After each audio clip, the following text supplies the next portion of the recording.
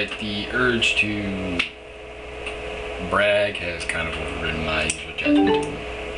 After the last UFC event, despite my atrocious 4-7 record on the card, I became the top YouTuber in the stick and MMA group on MMA Playground. Yes! Passing the UFC kid, who was the previous top man.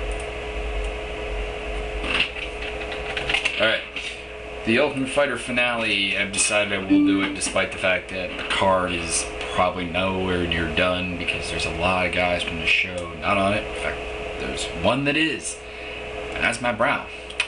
That's it. Oh wait, Matt Riddle, Dante Rivera. They're fighting this card. Okay, so we start at the bottom, as I always do. We have Rob Yunt versus Rob Kimmins. Rob Kimmins is a really good fighter if you haven't seen him fight, even though he's just making his UFC debut.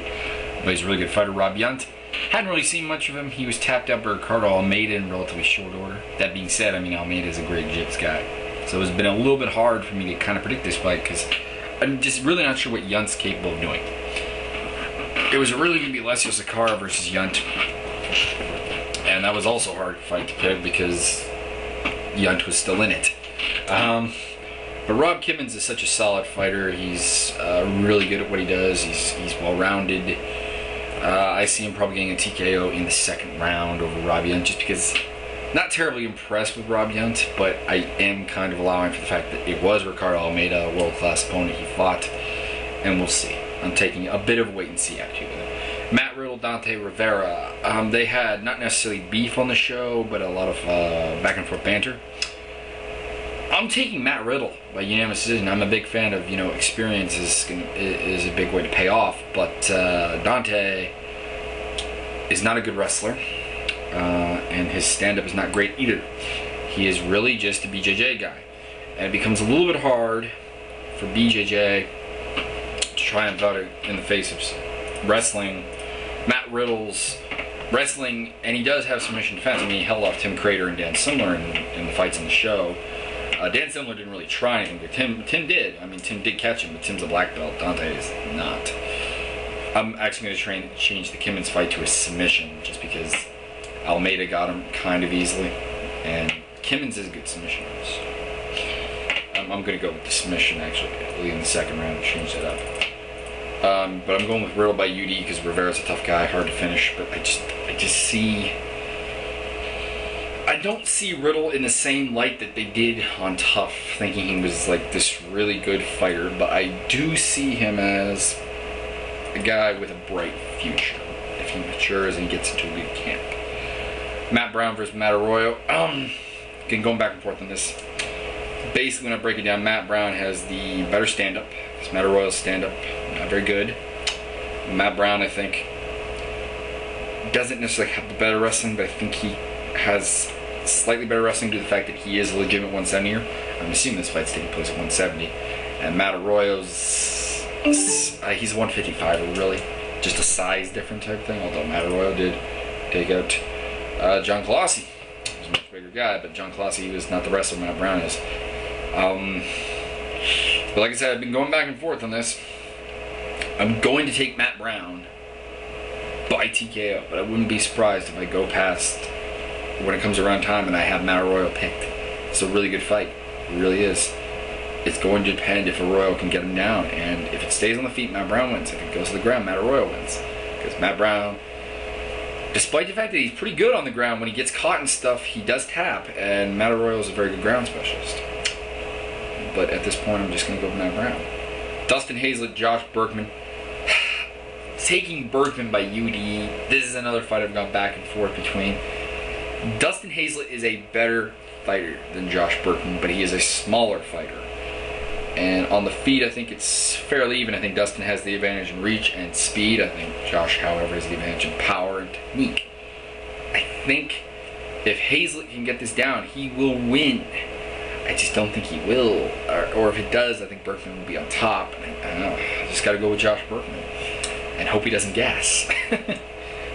Dean Lister, Jeremy Horn. This is a good fight, but I mean, the mystique of Jeremy Horn's kind of been blown with his submission losses to George Santiago and Nathan Marquardt. He's fighting a better grappler in Dean Lister. Yeah, gotta go with Dean. I think he taps him out, actually, because I just don't think Jeremy's heart's in it anymore. I mean, I don't blame him. I mean, the man's given so much to MMA, don't get me wrong. I mean, if anyone deserves time off, it's Jeremy Horn. But he's not taking it, and I think that's just going to lead to another loss. I'll go second round, because I think it takes Lister a little bit of time to get in the groove. Drew McFedries, Marvin the Beastman Eastman, McFedries, TKO, or probably knockout in the first round. Why? Marvin Eastman, not a great chin. And he takes him. I mean, Travis Lutter, Vitor Belfort got him. Rampage Jackson got him. McFedries has got a lot of KO power, a lot of speed in his hands, and good technique. He's just a really good striker, and I think he just mutilates Marvin the Beastman Eastman. Spencer the Kingfisher, Jeremy Stephens. Been going back and forth on this fight a lot. Eventually, I'm going to go with Spencer Fisher, thinking that experience will triumph over youth. Both men very, very adept on their feet. Jeremy Stephens, though, sometimes I question his ground game. He's got the credentials, but does he have it in practice? And Spencer the Kingfisher, he is good off his back. He is good anywhere on the ground. I mean, his Achilles heel has always been that he can't stop a takedown. But he is really good everywhere, and I think he taps out Jeremy Stephens in the second round in a fight that is going to reminisce on Jeremy Stephens and Dean Thomas, I think, in a lot of ways. That's my opinion. Diego Nightmare Sanchez, Luigi Fioravanti, pretty easily. I'm going to go with the TKO route in the third round just because Luigi is a tough guy and Luigi is a good grappler, but I think he's going to spend a lot of time on his back. And I think eventually Diego finishes him. I just think it'll take a while, but I mean, Diego will push the pace. He's going to take down Luigi if you think he can't. Watch the Chris Lee and Luigi fight. That pretty much, I think, brings up everything I need to say about Luigi's counter wrestling. Back to the Jeremy Stephens, Spencer Fisher fight for a brief moment. Jeremy Stephens has a humongously bright future if he gets his head right and gets his head in the game, and that would be great. Evan Tanner, Kendall Grove. I'm going with a TKO for Tanner in the second in a fight that will hopefully bring out the old Evan Tanner. Kendall, his chin is questionable after getting knocked out by Cote and Rivera, and previously having been knocked out, of course, by Hector Ramirez and Joe Riggs. I don't think Evan will actually knock him out. I think it'll be a TKO. I think Tanner's the stronger wrestler. I just don't think Kendall has anything for him from bottom that Evan cannot handle. That being said, Evan was away from the game a long time, did not look all that great against Yushin Okami. I'm kind of banking on the fact that I'm hoping Evan Tanner comes back in shape.